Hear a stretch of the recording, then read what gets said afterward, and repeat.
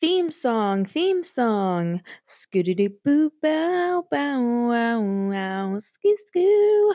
Oh, a little extra today. I've gotten many compliments, and by many I mean 2 I on the mean, theme it's song. better than none. So I don't know, until we have someone who is able to produce music and a theme song for us, which would mean we would have to have a budget, which would mean that's never gonna happen. One day. We might be in for the long haul on the homemade scatalating, skadoodling, scoot gat babat babat theme song. All right, hello everybody. Welcome back to Can Complain Pod. We're We are back. excited to have you here. Episode number 2. We have to say thank you for all of the love and support for episode number 1, the pilot episode. I think in the last week, we have gained 100 Instagram followers. We have had 10 5-star reviews on Spotify, 15 on Apple Music, Oh, really? I didn't Apple even realize. Podcasts, I mean, and then also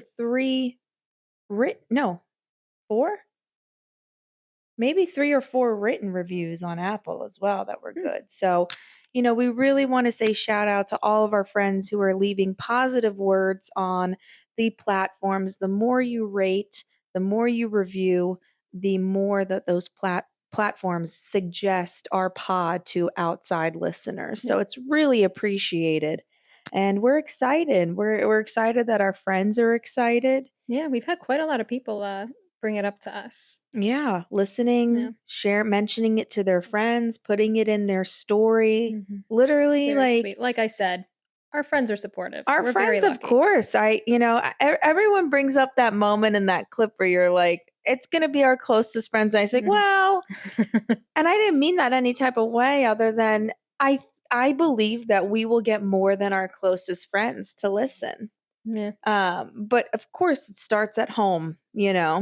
I mean, and those are the only branches people who out know from us. there. So yeah, here we are. We've set the foundation for who we are, and I think I'm excited to dive into more of the complaining aspect of the Can Complain Pod, our namesake. I've been taking notes. Oh yeah, me too. It's so funny that you and I both started a notes section in our notes app. In the middle of the night, I will just have a thought about what I want to complain about, and I just stream of conscious just start typing it in, because not that the show is scripted by any means, but it's like you have a good idea, and I forget ideas the second they come into my head. So I need to jot them down or they'll be gone forever. Well, yes, so. we did clip this out of the last episode, but before we started the complaining section last episode, Amanda said to me, Mikey, what do you have to complain about today? And I just went blank. The amount of things I have to complain about is abundant, but when put on the spot, I couldn't think of one single thing. So I have been taking notes. I am prepared. I have things to complain about today. Great. Wonderful. Well, we had a nice week. We're filming this on Football Sunday, so go Giants, even though they are looking like they're not going to be great. I don't know if you saw, but they lost 40-0 to the Dallas Cowboys. One thing to note is, ironically enough, I will be honest, this is ironic. I am definitely the more athletic of the two of us. Isn't it ironic? But I don't keep up with sports. I enjoy watching them. If they're on, I get them. I understand them. I'm into it. I will act as though I have been a fan my whole life, but I do not follow it at all. At all. I don't know anything. I've never actually kept up with football. I keep up with baseball more than anything, but even then, I don't really keep up with it. Yeah, it's like those who can't play, watch. Correct. And you can play, but you don't watch. Right. But I also don't play. Well, I could, but you I could. don't. You grew up playing soccer and softball. I mean, well, technically, I did not play softball because at that point, I had broken my wrist and had a wrist injury, so I could not play softball. I managed the softball team. Which is the gayest I was the manager thing of the gays. First of all, it's like every softball player, gay. Yeah. And then sometimes there's a straight girl that plays softball, and it's like, just wait till she gets to college. And then it's like, okay, not only were you like the lord of the gays. Yeah. You're like, I'm going to manage Yeah. the lesbians. Yeah. So I will not speak for every single person on that team, but the vast majority that I have seen have come out. Congratulations, everybody. I'm so happy for you. We don't have our cups of water in front of us I forgot this week. to pour them. But congrats, folks. Yes. We didn't see that one coming. Didn't see that one coming out. Yeah, I have never been athletic. We did play kickball. We were on a kickball league. Please. For a second. Not really a second. It was like 4 years. 4 or 5 years. Yeah, a long second. It was a while. Terrible. But I was good. I was good at kickball. You were the MVP of the league, female MVP. I never won any such award. Technically, we won Cutest Couple Award. Other than kickball, recreationally, I have never played a sport. I auditioned. You don't even need to finish the story. You told them yourself. I did not audition. Tried out. Yeah. I tried out for soccer. This is middle school. I tried out for soccer, did not get it. Tried out for basketball, did not get it. Tried out for track and field, had an asthma attack halfway through the tryout, did not get it. Tried out for cheerleading, I did get it. So at least there's that. I was the flyer, which is the one that they throw up into the air. But, I think I killed it. I did not have fun because it was a middle school cheerleading group. But was it competitive? Yeah, because we would go and compete against the other middle schools in the area. So we did have cheer competitions. So it wasn't even, first of all, I don't even remember us once cheering at a basketball or soccer. Like we had sports at my school, but never once was I out on the soccer field. Go team. Go team. That's bizarre. I don't remember ever doing that, but we were in the lunchroom, the cafeteria, or the gym constantly rehearsing on mats for an upcoming cheer competition. We had a summer training session where every day at like 7:30 in the morning, my mom would like drop me off at this local. Your mom would wake up at 7:30 in the morning to take you somewhere?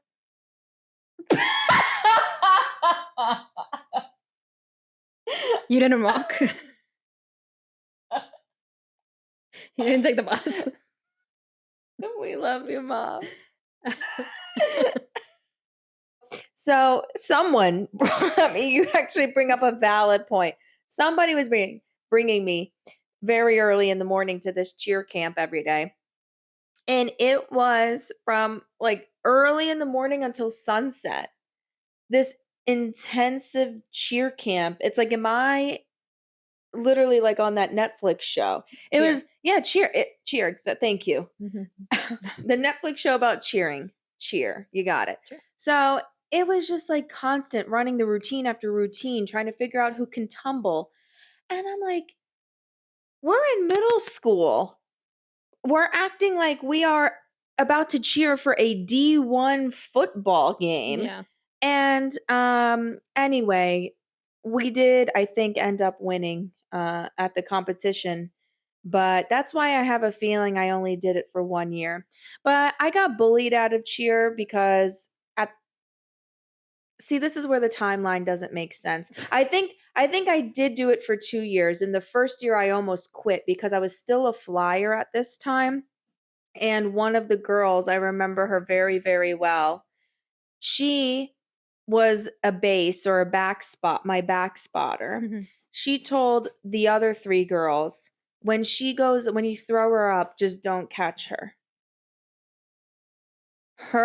I would call my the back police. spotter, and so she's the back spotter, and then one of our bases ended up listening. Welcome, Pig, to the show. He just hopped up on the couch. So one of the back spotters and the bases ended up dropping me, like not catching me on my way down. And the other 2 girls caught me. But again, if my back support and one of my side support is not catching me, I'm falling down like this. You could have had a broken leg. Could have broken my neck and died. Well, I'm glad you did. Anyway, the girl told me, yeah, by the way, she told us not to catch you. So, long story short, it was so competitive and so just bully central. And that's when I determined I'm going to go into the theater. And because nobody bullies theater kids. Well, then I just went to a high school where it was all theater kids. That's true. So it's like, how are the weirdos going to bully other weirdos? We're all weirdos. Right. And I ended up really enjoying my high school experience because of that, because we were all strange. Yeah. So, long story short, go Giants, go Big Blue. Big sidebar. This is literally what we mean when we say we always make our way back to what we were talking about. So it's football Sunday. My fantasy teams, they're doing good, they're doing bad. Every time I look, it's good, it's bad, it's back, and it's forth. So sending good vibes my way for a winning fantasy team, folks. By the time you watch this episode, it'll be next week's fantasy. But we're here. What else did we do this week? We went to a wedding this weekend. Yeah. Yesterday. We actually had 2 weddings that we were invited to yesterday, and we were devastated that we had to not go to one because there's 2 of us, but I'm not splitting up. That wouldn't be fair. So shout out to Casey and Ben, who we absolutely adore. Casey is one of our first roommates in the city. We met her on Facebook, Gypsy Housing. Shout out Gypsy Housing. Throwback Gypsy Housing. Still exists, actually. Probably. But that's how we met Casey. And it was just, she's such a gem. Mm-hmm. She's talented. Yeah. She's funny. I genuinely don't think there's anything she cannot do. No. And she's an instrument player, a coffee connoisseur. Yes. She can craft a coffee like no other. Yeah. She is always, she's doing pottery now. She's always pottery. She's always giving to. She had a podcast. Public service, public radio. Yeah. She works on pod. Maybe we need to hire Casey to help us with this podcast. Casey, we'll give you a call. Yes. Congratulations. Casey is my intro into podcasts was through Casey. I didn't even know they existed until Casey started talking about them. Well, because you used to babysit for somebody who had a podcast, and Casey really wanted to get a job at that podcast, and it didn't happen. No, but all for the best, because she ended up going and living her life, bigger, better things. Was on. Was it the Wall Street Journal? Is that? I believe. I think that's who she was working with. I don't know. Shout out Casey. We love her. We are so sorry that we could not be there, and we could not teleport and be in 2 places at one time. We are so happy that she found Ben. Isn't that so hard? I would love for the listeners to write in cancomplainpod@gmail.com. Have you ever had that experience where multiple people you knew were getting married on the same day? How did you navigate that? What do you do? I mean, we already made our decision. It's already been done. Right. But, so, I mean, you would just be telling us just to tell us. No, you can let us know. But yes, the wedding we went to was up in Massachusetts for our friends Aaron and Rob. When I tell you, I cannot wait to have Aaron as a guest on the podcast, because she was so on top of her wedding things. And this is part of the, again, the sticky situation we got into, where we wanted to celebrate both of our friends so badly. But Erin, when I tell you how on top of her things she was, that save the date was sent out so far in advance. So far in advance that literally we didn't get Casey and Ben's until a normal time. A month, 2 months later. Yeah. It was which they sent it at a normal time. Erin, this is no shade to you, and we'll talk about this when you come on, but she sent that save the date maybe 16 months before. Yeah, no, she was so and far then ahead of the game. We didn't get Casey's until 3-4 months later, but that's fine. Everyone's on their own timeline, and I'm the same way. I want to get this done. I want to get it out the door. But, we got her save the date first. And so that's the wedding we went to. And in spirit, we were with Casey's wedding. But Aaron's wedding was beautiful. Aaron and Rob, congratulations. Thank you for having us. We cannot wait to have you on the podcast to discuss all and complain about all things wedding. So you and I got married in an Airbnb in South Florida. And I loved our wedding. I think it was a great time. I think it was the right size as far as attendance, as far as venue.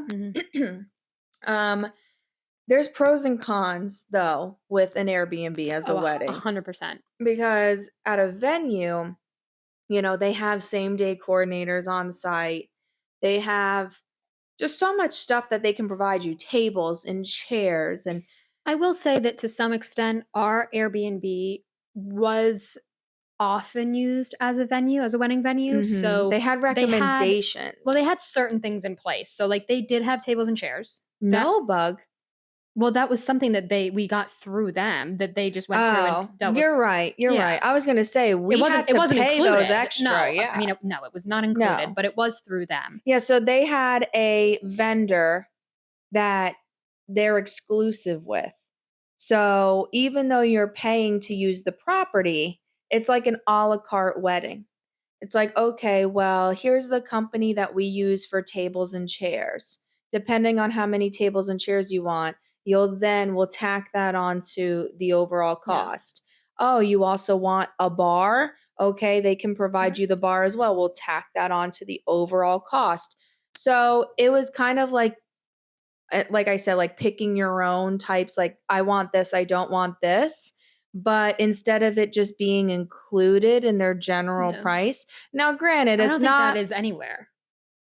Unless it's a venue that literally the tables are always there. Like, yeah, but I think that's a lot like halls, like I guess, yeah, and like hotel ballrooms and things like that. I could be wrong, but I mean, we clearly don't know because we only plan one wedding. And I'll never plan another. No, absolutely not. After the wedding, my dad said, "You did such a great job. You should do this for your job." And I said, "Well, I really appreciate the compliment. Literally never again." Yeah, it was a lot. It was really too much. And the funny thing is like, I think that we were a really good team as usual, but specifically for the wedding planning, because you were really good at like dealing with the vendors and like getting things like the timeline, the scheduling of things, right? Like the timeline of getting all of the things done before the wedding. But I very much did like the the decorations. Like you met with our florist, right? And like all the colors and the signage. Yeah. You were more so visual optics, and I was making sure we had a place to have the wedding. Making the payments, you made sure that people were fed and there was music, the food, yeah. So the important stuff, but I made it look pretty. Yeah, so it's one of my favorite days, and I say all the time, I wish we could relive it. But it is always fun going to other people's weddings. Yeah. I think especially after having had your own wedding. I think because when you go to weddings before you have your own, which we were one of the first in our friend group to get married. I think maybe we had been to one and a half weddings. Because one was in the park and then it was very much a New York City wedding where it's like, okay, the park and then a bar afterward. Low key, beautiful, but low key. Yeah. So like we had really only been to one where it's like we're leaving the city, we're going to a venue, followed by a reception at that venue, and it's more a whole to-do and a formal type of event than a meeting and gathering of friends somewhere that And I mean, we'd obviously been to weddings when we were younger, but it's obviously different once you're old enough to like understand what's happening at the wedding, and when you're with like a partner, I feel like changes everything, but especially once you've had your own wedding. Yeah. So it's like before your wedding, you go to people's weddings and you're like, oh my God, should we add that? Oh, are we missing that? Oh, I didn't think about that. And it's like you start wondering, should I be copying some of these elements? But then you get to your wedding, you have your wedding. And then after that, it's like you go to everyone else's wedding. And we always joke that we're on the show. 4 weddings. Yeah. Where's TLC? Of course. The TLC show 4 Weddings, where we're like, well, we give the food a 5 out of 10, no, Right. and we're never judging our friends that harshly, but it's just fun to think about, this is how we did our wedding and seeing how everyone else does theirs. Yeah. Also, I hope I get to go to a wedding one day that is similar to a Four Weddings wedding, because those were bizarre. Oh, 9 times out of 10, the weddings were not normal weddings. no, It was like a Halloween wedding where the bride and the groom dressed as like Frankenstein. Like, which to each their own. If that's your vibe, that's your vibe. But it was never a normal wedding. It was just never something just basic. Yeah. They're like, and next up is Veronica's wedding. Veronica is doing an ancient tradition of rolling around in glue and then putting feathers on her body. I don't think. And then it's just like always, it's always like that talking head of Sally being like, well, there's nothing I can stand less than the smell of oysters. Yeah. And then here comes Becky having an oyster bar at her wedding. It's like they always set the brides up to fail. They could not put, they always put, and obviously it's the point of the show, but the 4 women that they choose could not be more different every time. And there's always like a cultural aspect that they then like, that the other brides are low-key racist about. Or they have the wedding outside and they're like, all right, my wedding is taking place on a gravel driveway, but all of the other brides wear 8-inch stilettos. Right. And then complain, well, you knew it was going to be on a gravel driveway, didn't you? Right. So I hate that show. I hate pretty much any show TLC produces, but we hate them, but we still watch them. Of course. That's how it goes. We will be and maybe that's what we will not be tuning in. We will not be tuning in. Will. Ignore what she's about to say because we will not be tuning in. Yes, we will. And it's going to be a podcast episode. We're going to do reviews in our podcast of The Golden Bachelor. We will not. Yes, we will. I'll do it without you then. It'll be solo episodes of me reviewing that show because I have been watching The Bachelor for many, many a year because my mom used to watch it. So then I started watching it. I was not brought into the world truly of reality TV until I met you. Granted, my mom and I would watch like TLC, like those silly shows like Four Weddings and stuff like that, which I think are relatively harmless, at least back then. Once I was brought into the world of The Bachelor, I don't even know what to say. I don't know what to say because there were maybe a couple years where it was decent. And then it really it got boring because America would be like, oh, we want this person to be the lead. They have charisma. They're emotionally intelligent. The second that they didn't pick Pete with the gap tooth to be from Rachel's season, that was, which first of all, I'm sure they picked him and he said no because he's actually a decent human who doesn't want to be on the show. A mature adult grown man. They started off as like middle-aged people who literally are desperate because they're getting to the end of their life and they're like, end of their life. I need a partner. Oh my God. And then it started getting younger and younger. You mean to tell me? No, but I do agree with that. I know what you're trying to say. Veronica at 23 years old needs to be the Bachelorette. Right. She can go on Hinge and match with 18 different guys in her city right now. Right. But you mean to tell me this bleach blonde, blue-eyed, double D, 23-year-old who works in finance needs a show to find somebody? But again, that's the thing. It has clearly gotten to the point where they're doing it for the fame. So, then it never works out anymore. But to me, it's like, I don't mind. You know what I mean? Like, clearly that is what the show has become. It has become people who maybe they'll end up finding someone and that's fine, but they don't really care because they're there to have a good time. They're there to get free food, like that, like the Tim Robinson joke where he's there just to do the zip line. It's like they're there for the fun of it all, for the trips and for the friendships, and they maybe if they find love, then they're happy. Why I think the Golden Bachelor will be refreshing because these women in their 60s and 70s, they don't need Instagram followers. But see, I disagree with you. I think that there are plenty. First of all, I guarantee you the majority of them are going to just barely be middle-aged. I don't think they're mostly going to be like in their 70s. I think they're going to probably be mid to late 50s, early 60s, which to me, I don't think that that's that old. I don't think that that's like, no, I don't think it's like, old. Obviously that is technically entering into grandparent age. But to me, like, I want an old I want like an 80-year-old who is widowed, But who is like not a because again, he's it's 71 who's widowed. Is he? Yes, he's Okay. widowed. I and didn't he's watch in his because 70s. I'm not going to watch exactly. it. But we will watch it. We are not going to watch it. But to me, I want like normal grandparents. Yes, but I don't want you're it upset to be because he's a 71-year-old who's feigning handsomeness, but it's at the end of the day, they cannot have somebody who has both hips replaced using a walker and missing their teeth Okay, well, you look because they have to fly to California, look at- live in this okay, house. but What you are they look going to do? Have the Golden Bachelor take place It in should be- Shady Pines retirement home? It should be in the villages. It should The be Villages? realistic, which No, is my but the whole Villages reason. is not decrepit old. I It's agree. again I agree. It's not decrepit old. But what younger I'm saying is, old people. What I'm saying is, and this goes, I am saying this not just about the Golden Bachelor. I'm saying this about the Bachelor franchise in itself. I understand that these people want to show the best of themselves and we're trying to make it an appealing show for people to watch, but it shouldn't be in a mansion. They shouldn't be going on these lavish, beautiful trips and doing these ridiculous dates that they will never, ever do in 10 million years. We wonder why none of these couples work out. Yeah. It's because none of it is real.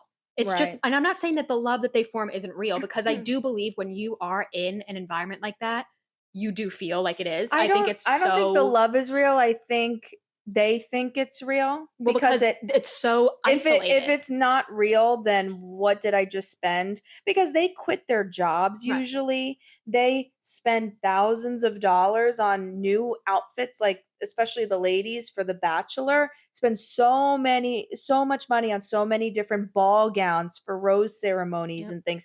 And it's like, okay, well, if I don't leave here loving this person, because it's one thing if you get eliminated early and whatever, like, you know, you can probably go back to your job, you can return those dresses, but if you get to the top 3, top 2, but those people you still have always to have a career, convince yourself, you know, that you love this person, because if you made it all the way here and you don't, then what the fuck? I think it's more often than not a combination of two things. I don't necessarily think that they're aware that they're not in love and they're trying to convince themselves. I think it is because they, again, are doing these incredibly romantic dates. Yeah. They are just in such a isolated little time and space where it's like it'll be like a week before they see the lead again. Right. They'll have this one-on-one, and then they don't go on a group date if they have a one-on-one. They have a so week, they don't see them until the rose ceremony, which is like they're 6 just building days it up in later their or something. head. Right. They have a week where they're building it up in their head. They think that it's so special. Meanwhile, he's having the exact same connection in the beginning. He's having very similar connections with half of the other women. Or she, because there's the bachelorette. Right. The person who is the bachelor bachelorette is having similar connections with half the other women. And then they wonder why 10 of the women are head over heels in love, and then the man can't choose between the top 5. Right. Well, this is why Bachelor in Paradise is the best of the franchise, because they're able to free date. You know, it's much more like a real life situation, except you're on a beach, but it's more, okay, I don't have to commit to this person. Like, I give them a rose for the week, yes, but next week they can give their rose to someone else, or I can go and have multiple conversations. It truly is like what dating really is like. And so many successful relationships come from that part of the show because it's the most authentic, you know, and they all sleep in the same bungalows and like whatever. They're not quarantining the people from the leads. Like everyone's around each other 24/7 for like a month. Yeah. You know, so I like that one much better. But I am hoping that maybe you will just give the Golden Bachelor a chance, because no one knows. I will. Oh, okay. I'm not willingly. There you go. But we live in a tiny little house, so clearly if it's on, I'm going to be watching it. Yes. Yes. Well, that's exciting. So we are going to dive into the fan favorite segment. As of right now, it's our only segment until we come up with new segments. Yes. The first part of the episode is just us. Yeah, we're just talking. No, the first part is we're recapping, you know, because the first part is hopefully going to be guests. We are hoping. True. Right. We're hoping to bring guests onto the show, but we need to build cred, No one wants to go on a podcast if it sucks. Well, I will say that there have been a good number of people who've reached out saying that they want to be a guest. So we are keeping you on a list. So we're letting you all know now. Yes, this last 2 episodes have been us speaking, but we're hoping that in the future it will be us and a guest speaking, so you can learn about the guests, learn about who they are, and things of that nature. But I think that the biggest holdup in that regard is we need another mic. There are many things stopping us from this. We have 2 very tiny little mics. We would need another tiny little mic for our guest. And as you can see, our couch is also relatively small for those of you watching on YouTube. So there wouldn't be space for them. So all of this is in progress. We're in the progress. We're gonna figure it out. Maybe the guest can sit in between us, betwixt, and we just kind of talk with the mic like this, like we're singing a duet. That's true. We'll figure it out. But just know that in the future, eventually, hopefully sooner rather than later, it will not be us going over our week. It will be new, interesting people that you might like more than us. But we are always going to then shift into the segment of I hate that. Yes. And that is where we really go hard. Complaining will be interwoven, of course, just because that's our nature throughout the episode. But this is really the hard-hitting segment of hating things. Yes. And so, Mikey. I'm ready. Ask me. Last week, I had to rescue you and go first. Yes. Are you prepared this week to tell me what you hate? I am more than prepared. I'm ready. What in your life have you experienced lately that makes you say, I hate that? Okay. So, as you may have remembered from the last episode, I am back in school. And as some of you may know, I am a chronically early person to any sort of appointment or thing I need to be at. I need to be early. I'm usually 30 minutes early. Early is on time is late, and late is you're done. Right. So I am chronically early, a good 30 minutes early, at the very least 15. And that is that feeling of needing to be early is exacerbated during school time. And so now that I'm back in school, I feel the need to get to school like an hour early just because like I need to. And I won't even say week, the past month, since school started, so it's been 2-3 weeks now? Yeah. I have been late to every single class. Every single class I have been late to. One class I missed. Well, that was partially my your fault. That was partially my fault because I looked at the wrong day on the calendar. Entirely your fault. It was entirely my fault. I looked at the wrong day on the calendar and I booked a doctor's appointment during class time because I was looking at the wrong day. But other than that, everything else is not her fault. Yes, truly everything else is not my fault because, as you heard, I like to be early. So I leave my house very, very, very, very early so I can get to school far before class time. And every single time, specifically the past 2 weeks, the trains have just not worked. Just not at all worked. Doesn't matter what time of the day. Doesn't matter what. They don't work. The other day, I went to the train. This time I left 30 minutes early. So I was planning on getting to school 30 minutes early for my class. I get to the train station and the train pulls right up. Great. This is a good sign. I get on the train. The train pulls out of my station. And then immediately, once the whole train has left the station, it immediately just parks and just stops on the tracks. That's fun. And we sat there. We proceeded to sit on the tracks in between stations for 35 minutes with zero announcements from the train conductor letting us know what was going on. Yep. And then the kicker of it all is once the train moved, it moved in reverse. It took me back to my original station. Station. I got off the train. I ran off the train and called an Uber, only to find out later that I think I left my headphones on the train because I was so angry and frustrated and just rushing to get to the Uber. I called the Uber. It was a $50 Uber into the city. $50. We live a 15-minute car ride? It's 1 mile max, maybe, to get where I needed to go. $50 because of surge pricing. And then I was still 15 minutes late. Yeah. That's what I have to complain about today. It's they keep raising it $2.90 now. And the subway ticket. Yeah. And I think the logic behind it is, and not in this instance, because it turns out that it stopped working because of a signal malfunction or whatever. Yeah. So what does that even mean? So it's frustrating because you were late because things were malfunctioning. And so they just stopped running the trains.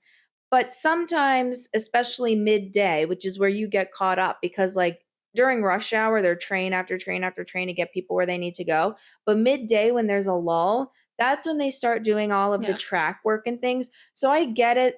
The prices keep going up because they are doing track maintenance and things like that.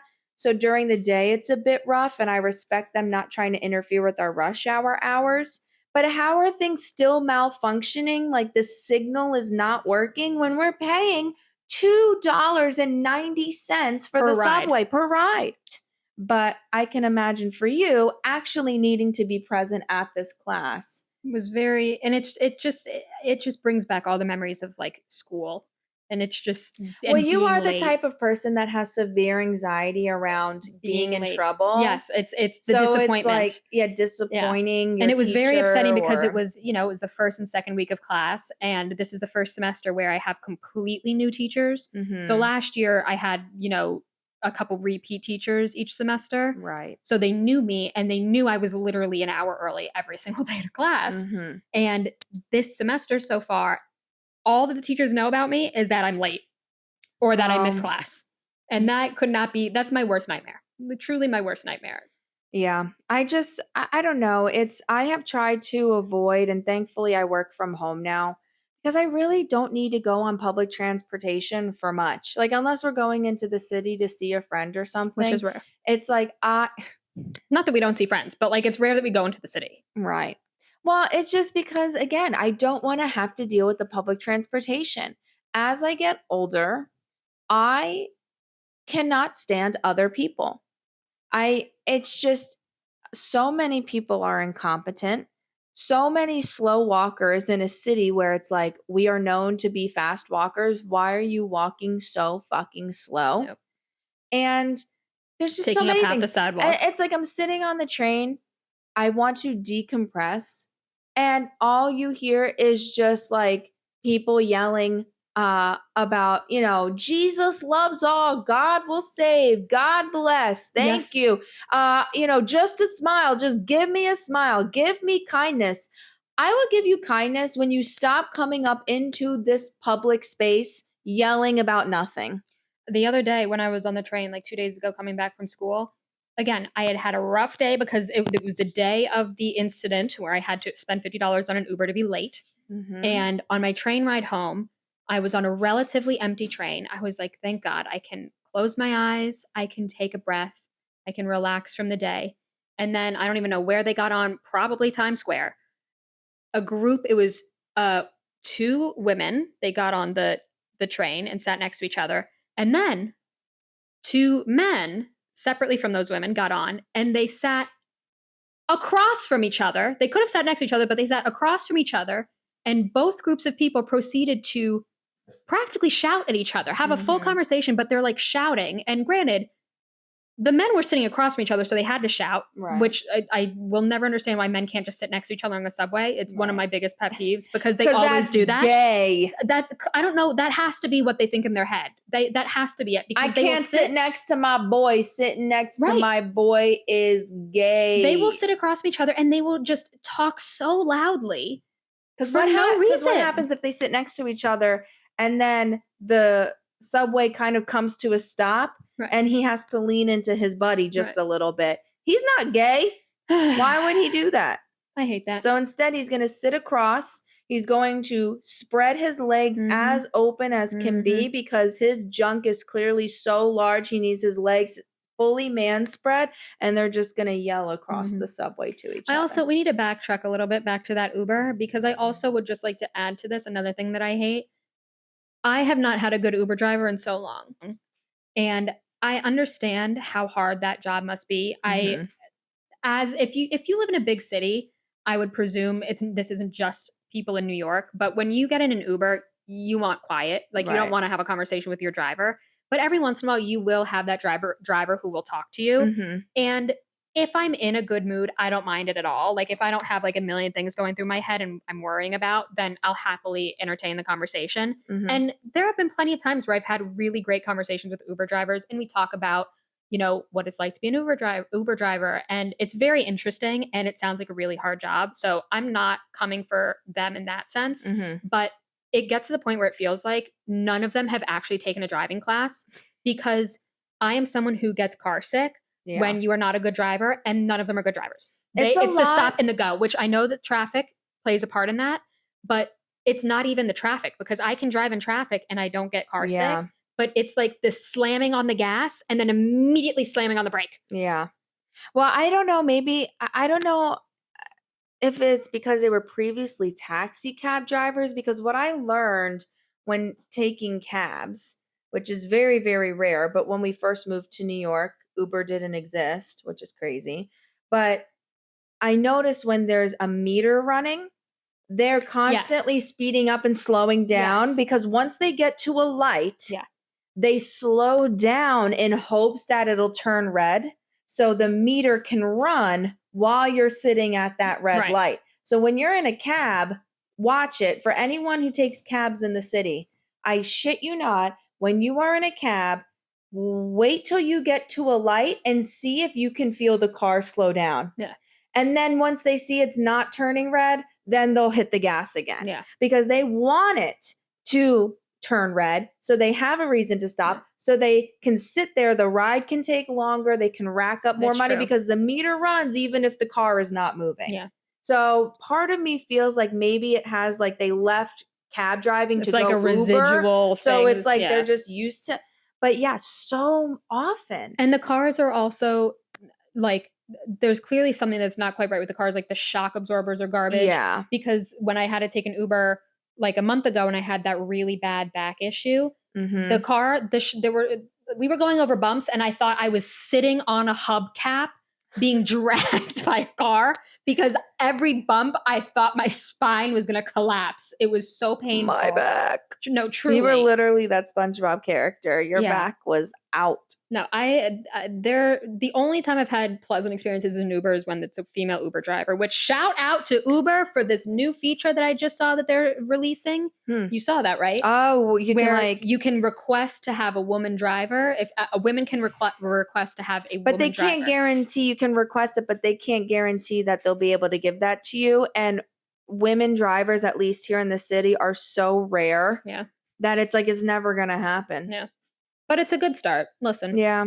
Listen, I want to support taxi cab drivers, but there's never been a situation where I've taken a cab and it's been so much cheaper than an Uber that I feel like it's worth it, because, and I know Uber's corrupt and they don't pay their drivers like they should and stuff, but as a customer, I can share my ride with you. It's a safety thing. They have like a button where it's like, if you feel uncomfortable, immediately it calls 911. It's like, I don't mind paying the extra $4 that the Uber fare comes out to than the taxi, because those safety options. Yeah, I agree. But yeah, well, I'm sorry about that public transportation. I mean, it's just one of those love-hate things, the toxic relationship of living in New York. I don't love the subway. It's a hate thing. Well, listen, for what it's worth, I will say that the availability of public transit in the city is incredible. Yeah, we can't take that for granted. I do love that it is a thing. I mean, we don't have a car, so thank God it's a thing. And it sounds perfect, but obviously, there's a lot the of city just needs to kind of get it together. Yeah. They're introducing these like new subway cars, and for what? Like just fix the actual stations and the signals that never work for some reason. Yeah, they're fixing all the wrong issues. Yes. All right. Well, I guess I'll just dive into what I've been thinking about this week. Which is what? Tell us. Share. I don't know that I will. I'm just joking. So, yes, something that I just cannot fathom and something that I hate is, so this week was the VMAs. We also used to watch Dancing with the Stars. Oh, yes. Until they got rid of Tom Bergeron, which, like, excuse me. That was the beginning Who of the the end. fuck are you to take Tom Bergeron America's just, I don't even know, like Saint. America's patron saint of funny home videos. Yes. And dancing stars, and give him the can. What did he do? I want to know. Tom, we're going to ask you to be on the podcast. Tom, if you're listening to this, Tom, come please on, come Tom. on. Please be Tell a us guest, what happened. Tom. I need the tea. I hope the NDA is up. Yep. Because that, I felt like one of those old women. Like, I felt like a Helen on Facebook, where it's like, I will no longer be watching. You lost my viewership. They did. They lost ours. I ended up becoming that person because I was outraged. I think we watched a couple episodes. And Tyra Banks sucked. Yeah. Sucked. Yes, I'm sorry to Tyra. It was like, why?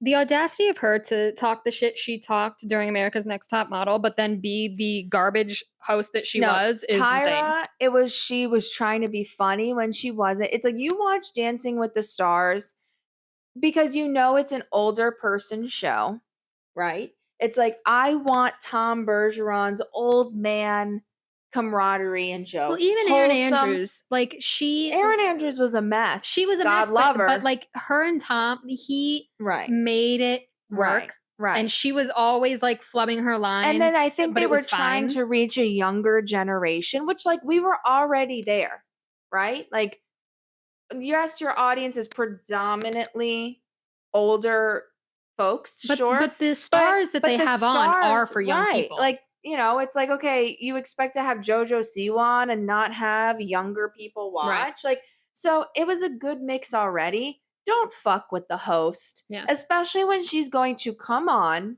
She's going to enter the ballroom. Like it's America's Next Top Model. She would be like,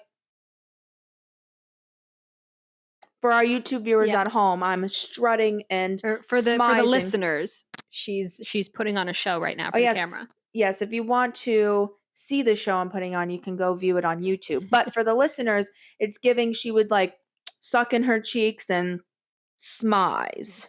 You know, her big old smize thing that she does. And it was just like, this is not a runway. Yeah. This is not about you. Your jokes are not funny. She was always flubbing the lines on the monitor. It was just giving flop. Yep. Literal flop era. Yep. And then it flopped so much they moved it to Disney Plus. Yeah. Where, again, your audience is older people. They do not know how to stream Disney Plus. And not only would they, in theory, not know how to stream it, but why would they subscribe to Disney Plus just for Dancing with the Stars? They probably don't even have a credit card. These are people who still pay with things with the check.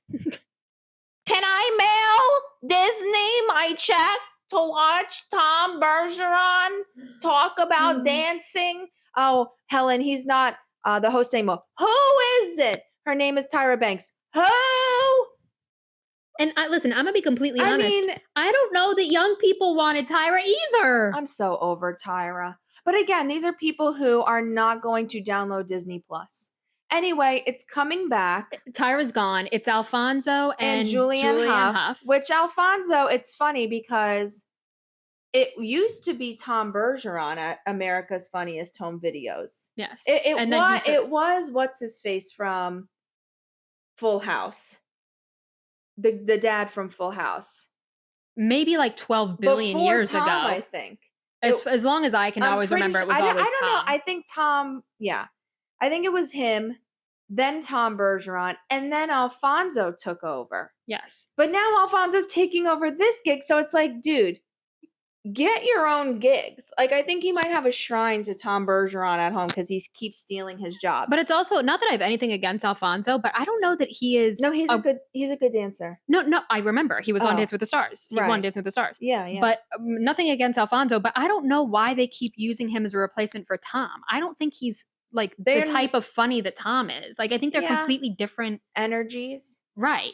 Yeah, again, I think there's just this chronic need to appeal to a more youthful, but Alfonso's in the middle because he's not of this generation. He's just below Tom's generation. It's a weird thing. Yeah.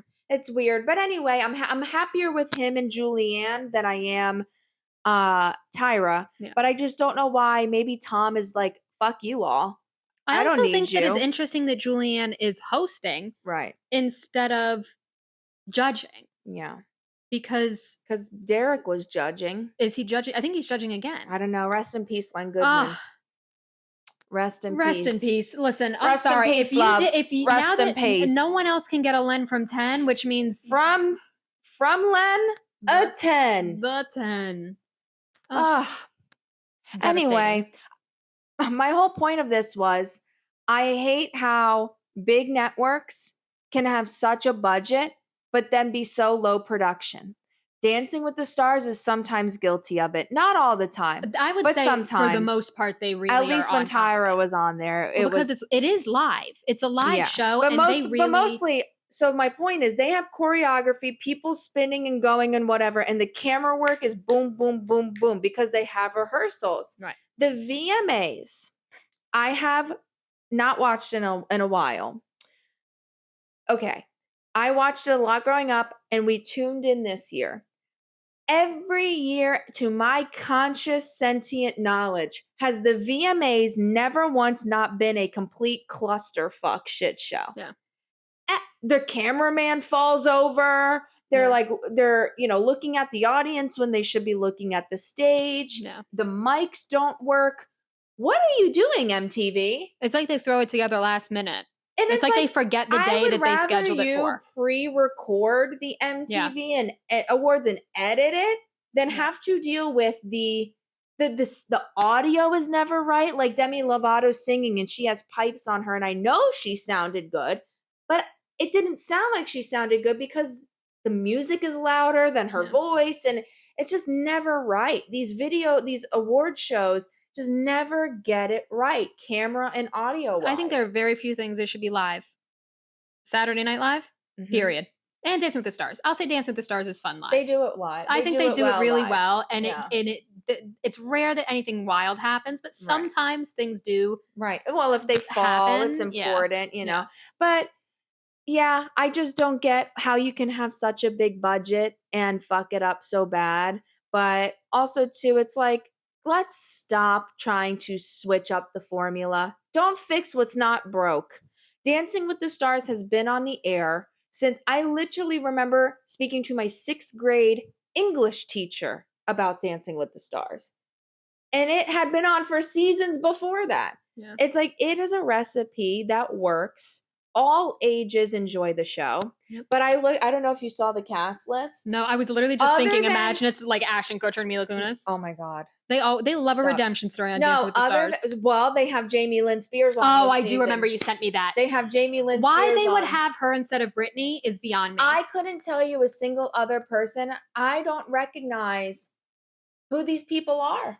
Pull up the list. Some of them are too old for me to know. Some of them are too young. It's just, and the same thing with watching the VMAs. Who are any of these people?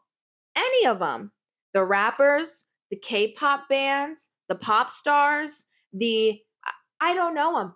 I knew Lil Wayne. I knew Nicki Minaj. I knew Taylor Swift. Timbaland and Sync. So, P. Diddy, Puff Daddy. Okay, so in a way, this award show was kind of nostalgic and geared towards our generation as far as performances go. But when it came to who was winning, I have no fucking clue. The two people that I knew that are new of this generation, Olivia Rodrigo and Ice Spice. Yeah. I don't know who anyone else is. And I don't like feeling old. I literally am that geriatric person that's like, this music, this ruckus, it all sounds the same. But who are you? I don't know who these people are. And these names keep like Lil Durk. What is that a name? That's a name. I thought you made it up. No, what the fuck is a Durk? And why is all rappers Lil? Like after Biggie, they just all were like, you know what? We can't be bigger than Biggie, so we're all Lil. It's like I don't know why the fascination with the Lil Pump, Lil Peep, Lil this, Lil that, Lil Uzi Vert, Lil fucking Big Toe. It's just a Little Big Town. Is that like Little Big Town? Oh yeah. That's actually my rap There's name. Lil Nas X, which we stand in this house. We stand Lil Nas X. He's the only Lil that I care about. Yeah, I don't know. I hate when things make me feel old. Yeah, but ultimately, I just don't get how networks can be so out of touch. They've been doing this for decades. And you would think that they would get the formula right by now. Yeah. On what their viewers want to see. And without fail, they always find a way to fuck it up. Always. So, yeah, I don't know. I'm interested to see how this Dancing with the Stars season goes. I imagine it's going to be bigger and better because they're bringing it back from Disney Plus. They have new hosts. They're going to revamp it. I don't know who any of these people are, but I have a feeling that they'll tug at my heartstrings with their story. Oh, of course. Jamie Lynn is going to go home first. And poor I'm Alan, very interested. her partner is Alan. I know. And we love Alan, and he doesn't deserve that. All his Instagram comments are just negative, not towards him, but just like, Alan, why would they do this to you? Yeah. Why would they give it? She's going to go home first. Mm-hmm. Maybe she won't, because they say, oh, it's how many voters, it's how many, people call in and vote. But it like also The Bachelor, has to do with the ratings a little, or the judges. Yeah. But like The Bachelor, they can say the producers don't have a hand in who stays, but we know they do. I have a feeling she'll stay for a couple episodes, yeah. 2 or 3. She'll probably go into like week 3, and then it'll get to the point where it's like no one is voting for her, and so they can't hide that fact anymore, and she goes home. But also the formula for the show is typically the second or third week is when they do like the redemption story and the redemption arc. Yeah. Which clearly is why she's on. And that's when like she needs to make it to episode 2 or 3 so she can give her sob story. Brittany's Instagram posts. Can't wait to see it. I don't even think unhinged is the word. Incoherent. And it worries me. It does worry me. I'm not trying to be mean. It really does worry. Like, people say, oh, she's fine. I don't think so. Yeah. I in the sense that, like, I just think she really needs, therapy, which she clearly is traumatized from, understandably so. I think it's beyond therapy. I mean, it's like, genuinely, I need someone to look at her Instagram captions. I need them to read it aloud and then tell me if anything of what she says makes sense. Well, there is someone on TikTok. There's this girl who I think she said that she's like from the same town that like Brittany's originally from, and she reads it in the accent. And like she does, like it's basically she puts on a performance of reading the captions. My sister Jamie Lynn once told me in my trailer, a toothflake is worth a corn snack. And I said, you will never tie me down again. And my boyfriend wants to know when a pit pop is a hit hop. Is that what it said? Here, I'll go on her page right now and I'll read one. Let me try it. Not to take that TikToker's idea, but let me see if I can understand where she's coming from. Okay, here's one of her. Oh, that one doesn't have a caption. Are we on the phone? Where is she? It's like Alice in Wonderland. Only God knows as asterisk, asterisk, asterisk, asterisk. That one didn't make a riddle. Sense. Okay. All of her naked dancing. Day before Mexico, me and Cheetah Print. The advanced camera planted in Mexico has me needing dental work. Interesting. House setups are nice. I had no idea. Did you read all those words? Yes, yes, I did. What do you mean? I'm embarrassed as hell. Like a lost idiot, I heard music and horns from my car. I walked in like a deer in headlights and had no idea I was being recorded from all sides. I'm only human and I have no idea what the hell is going on with my hair, but I made a pit stop in Mexico. I'm headed to Italy now to grab my favorite spaghetti and meatballs. I know the owner there, so hopefully he can get me through the back door. That one was the most sensical one that I read. The most cohesive. It's concerning. Yeah. But I know the posts are going to be filled with riddles. There's a snake in the thorn bush, and that's my sister, Jamie Lynn. Yep. And I can't She's going to wait. say, they didn't even ask me to be on the show. With 2 flecks of a corn track, bird flew over the cuckoo nest. My sister Jamie said to me, Sissy, I'm on Dancing with the Stars. Okay, moving on. I'm going to choke. And 2 pecks in a bushel? It's not the saying. I don't know. Anyway, it's bizarre. It's really bizarre. Well, this has been fun, folks. That's what we're ending on? Every day I wonder how we're going to get canceled. And maybe that's it. This is the episode. Today's the episode. But seriously, to go back to what we were saying at the beginning before I do my fade out theme song, if anyone out there can produce a theme song pro bono, please let us know. Do you know what pro bono means, by the way? Because I don't know what it means. Is it really pro bono? Chaz Bono? Chaz Bono. There's Bono, and then there's Chaz Bono, which is Cher's son. But I don't know technically. I don't know where it came from. Is it pro bono? I don't know where the term comes from. Chaz Bono. Pro bono. Let's look it up and then we'll wrap it up because our viewers probably at home are more intelligent than us and already know what pro bono means. But if you're like me and you're almost 29 years old, 28 and a half, and you have no idea what pro bono is, and you just, every time someone says it in life, you're like, okay, the term pro bono, which is short for pro bono publico, is a Latin term that means for the public good. Although the term is often used in different contexts to mean the offering of free services. Oh, so I was right. I used it correctly. No, you use it correctly. I just didn't know. I don't know where it, like the Latin originates, like what it originates from. Pro bono publico. Publico. Well, again, if anyone out there wants to be pro bono and Chaz Bono, our theme song, we need one. And until then, scoop-a-doo-doo-doo-bow-wow. This has been Can't Complain. See ya. Bye. Oh, wait, pause. Reverse. Remember, folks, you can find us on Instagram and TikTok at Can Complain Pod. If you have thoughts about what we said today, if you want to have a topic that we can complain about, so maybe you have complaints, you can send a voice note or an email to cancomplainpod@gmail.com. Remember to like, remember to subscribe where you subscribe to your podcast. That way, every time we post a new episode, it's immediately in your library.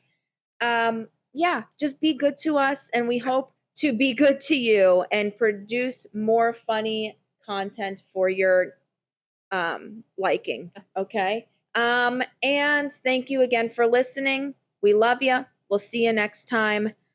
This has been Can Complain. Adios. Scoo-doo-doo-doo-doo. Bye.